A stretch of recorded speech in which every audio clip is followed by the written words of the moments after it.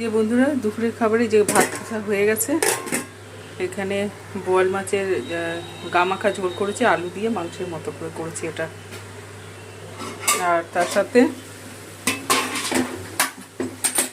আর এই রেসিপিটা দিয়ে দেবো, তোমরা পেয়ে যাবে। আর বেশি আর এইখানে করছি বাঁধাকপি করছি প্রেশার কুকারের মধ্যে, আলু আর বাঁধাকপি সিদ্ধ করে নিয়েছি। আর এই যে কড়াইশুঁটি দেখছো আমার ডিপ ফ্রিজে ছিল,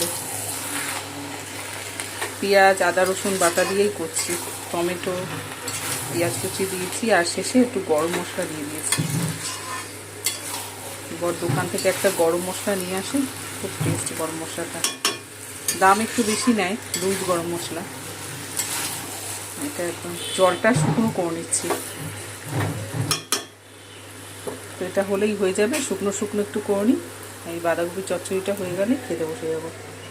তো বন্ধুরা যেটা দুপুরে খাবারটা হয়ে গেছে, নরভাসুরের মাছটা তরকারিটা একটু বেড়ে দেবো, তো খেতে বসে যাবো।